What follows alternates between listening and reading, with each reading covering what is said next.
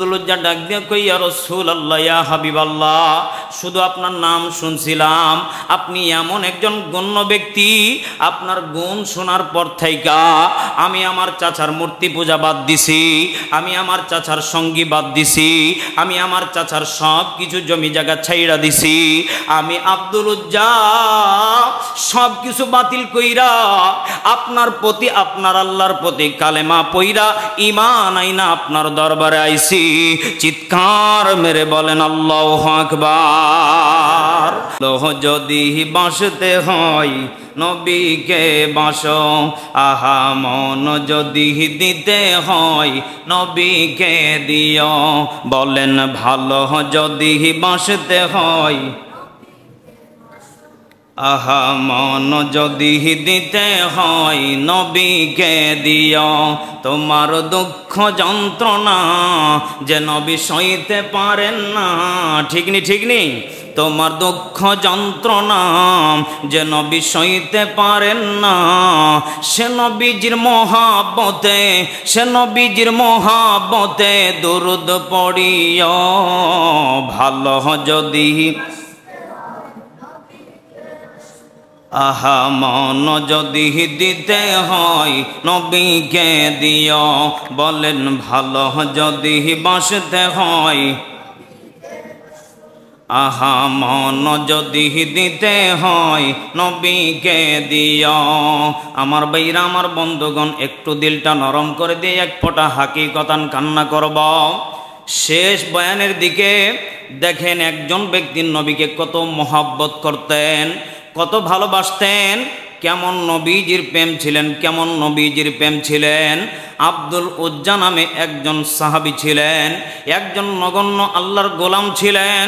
এই আব্দুল উজ্জা নবীজির কালেমা যেদিন গ্রহণ করছেন, এমনকি পর্যন্ত তার জমি জায়গা, ব্যাংক ব্যালেন্স, লুঙ্গিটাও পর্যন্ত তার চাচা কেড়ে নিয়েছিল। কথা বলেন ঠিক কিনা? আমার ভাইরা, আমার বন্ধুগণ, দিলটা নরম করে দিয়ে দেখেন তো দেখি, আমরা এমন ঈমান আনছি, মানুষের এক কাপ চায়ের জন্য নিজের ঈমানটাকে বিক্রি করে দিয়ে ন্যায্য ভোটটারে উল্টা দিকে দেই। কথা বলেন ঠিক কিনা?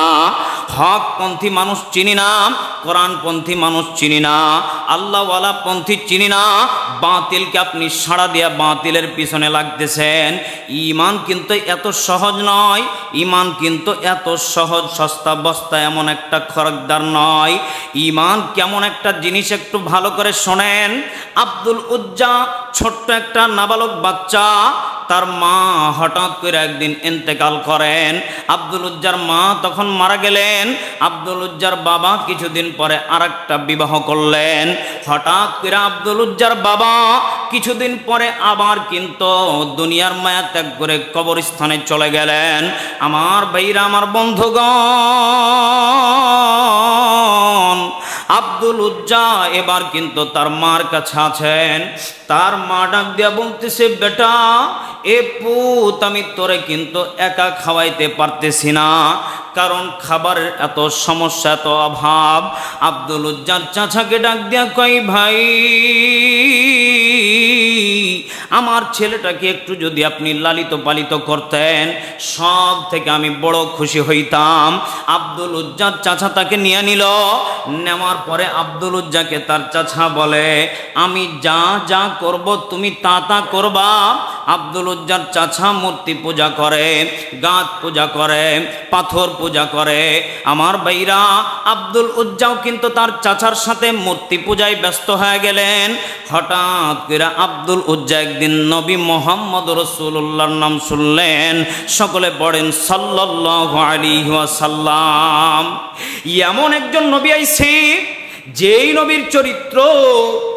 নবীর চরিত্র কোনদিন খারাপ হইতে পারে না, যেই নবীর নাম শোনার কারণে মক্কার মানুষগুলো অভাবগ্রস্ত ছিল, সব দূর হয়ে গেছে।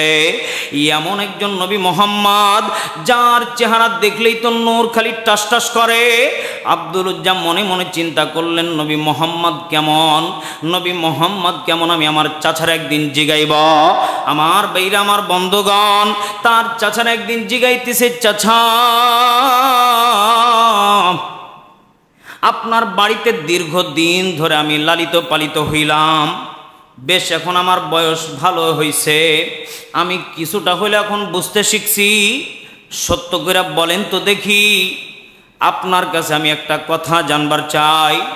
আব্দুল উজ্জার চাচা খানা খাচ্ছেন, আব্দুল উজ্জাও কিন্তু খানা খাইতে বসছেন। আব্দুল উজ্জার চাচাকে ডাক দিয়া বলে, চাচা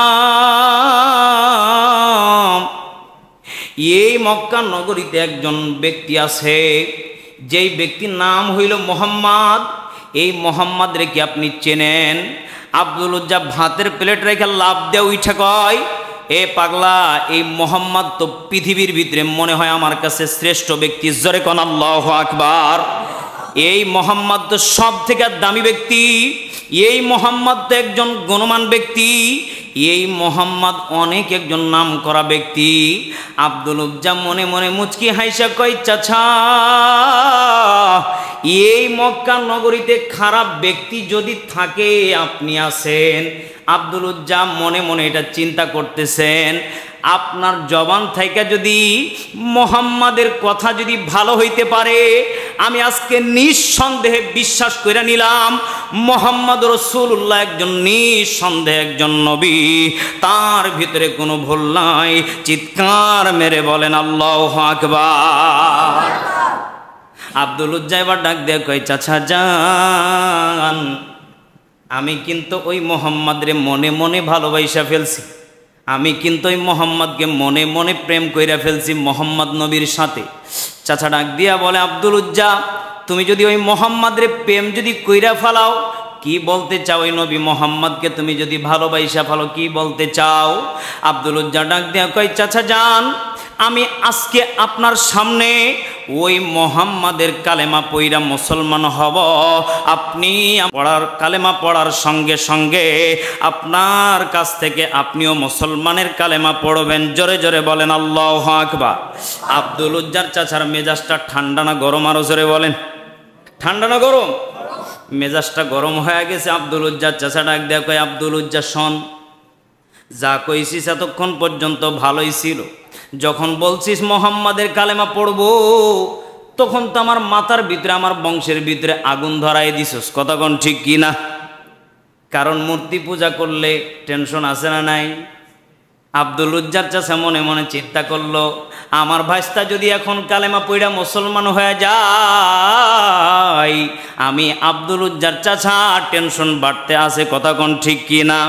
আব্দুল উজ্জাকে ডাক দিয়া কয়, যদি কালেমা পড়স, যদি কালেমা পড়োস, সব কিছু কিন্তু তোরে ছেড়ে দেওয়া লাগবে। আব্দুল উজ্জা এমন একজন আল্লাহর প্রেম ঢুকাইছে, এমন একজন নবীর প্রেম ঢুকাইছে। আমার মুসল্লিন একরাম আপনাদেরকে শুধু ইমান কেমন একটা জিনিস সেটা বুঝাইতে চাচ্ছি। এক কাপ চায়ের জন্য ইমান কিন্তু বিক্রি করা যাবে না, একটা লুঙ্গির জন্য কিন্তু ইমান বিক্রি করা যাবে না, একটা পাঞ্জাবির জন্য কিন্তু ইমান বিক্রি করা যাবে না, কারণ ইমান এমন একটা দামি সম্পদ। আব্দুল উজ্জার চাচা ডাক দিয়া কয়, আব্দুল উজ্জা কালেমা কি পড়ছ? জোরে জোরে আব্দুল উজ্জা পড়ে, লা ইলাহা ইল্লাল্লাহু মুহাম্মাদুর রাসূলুল্লাহ। সকলে পড়ি সাল্লাল্লাহু আলাইহি ওয়াসাল্লাম। আব্দুল উজ্জা যখন কালেমা পড়ছে, সঙ্গে সঙ্গে আব্দুল উজ্জা চাচা ডাক দেয়া কয়, আব্দুল উজ্জা রে, কালেমা পড়ছস ভালো কথা, এখন কিন্তু আমার কথা শোন।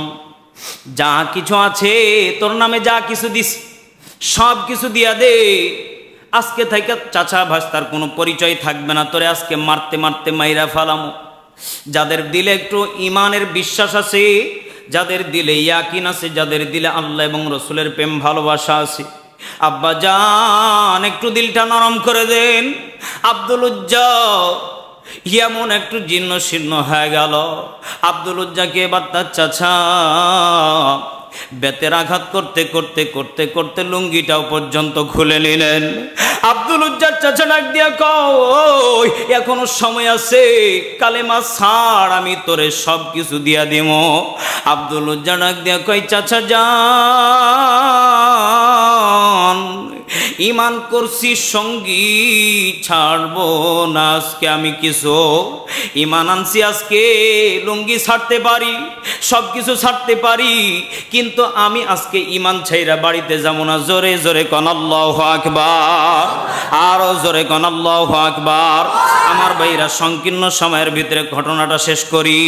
আব্দুল উজ্জা ডাক দেয়া বলতেছে, চাচা যান, আপনি আমার আজকে যদি মাইরাও ফেলান, আমি ইমানের পরীক্ষা দিতে রাজি আছি, আমি আজকে সব কিছু দিয়ে দিতে রাজি আছি, কিন্তু আমি আব্দুল উজ্জা আজকে ইমান নিয়ে বাড়ির দিকে ফিরে যেতে চাই। আল্লাহু আকবার। আব্দুল উজ্জাকে প্রত্যেকটা মানুষ ছি ছি করে স্যাপ ছিটাইতেছে।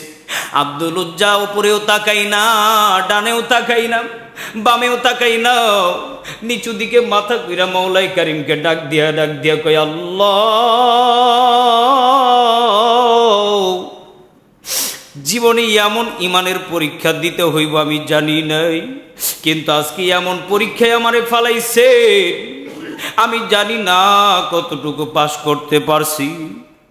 আব্দুল উজ্জা চোখের পানি ফেলায় আর কান্দে আর যায়। মায়ের কাছে, সৎ মায়ের কাছে ডাক দেও, কই মা গো, ও মা, দেখো দেখো তোমার ভাই আমারে কি অবস্থাটা না করছে। আহারে, এমন মাইরটা দিছে প্রত্যেকটা জায়গা লাল হয়ে গেছে, রক্ত বের হচ্ছে। আব্দুল উজ্জার মা ডাক দেও, কই বেটা কি লাগবো বলো। আব্দুল উজ্জা ডাক দেও, কই মা গো, আমি নবীজির দরবারে যাব, উলঙ্গ হয়ে যাইতে পারবো না, কারণ মানুষ আমারে ছি ছি করতেছে। একটা যদি তয়লা থাকে আমার দাও, আমি কোন রকম ইজ্জতটা ঢাকি। আব্দুল উজ্জার মা মুফাসসিরিন ইকরাম বর্ণনা করেন, আব্দুল উজ্জার মা একটা ল্যাব বা খেতার একটা কম্বলের মতো একটা পাতলা কাপড় ছিল, এই কাপড়টা দিয়া আব্দুল উজ্জা তার শরীরটাকে পল্টাইছে। আব্দুল উজ্জা এবার বালির চর দিয়া হাঁটতে হাঁটতে হাঁটতে হাঁটতে যায়, কই আছে আমার নবী, কই আছি। মসজিদের নববীর দিকে যায় আব্দুল উজ্জার নবীরে দেখে, নবী নামাজ পড়াই। আব্দুল উজ্জা এমন পরিমাণ হাঁটছে, আব্দুল উজ্জার পা গুলা ফুইলা মোটা মোটা হয়ে গেছে। মসজিদের নববীর বারান্দায় আব্দুল উজ্জা চিত হয়ে পইরা গেছি। সাহাবায়ে কেরাম ডাক দিয়া কই, কে এটা, কে? নবীজি হয়তো কোনো একজন সাহাবী হইব। কিছুক্ষণ পরে যখন জ্ঞান ফিরলেন,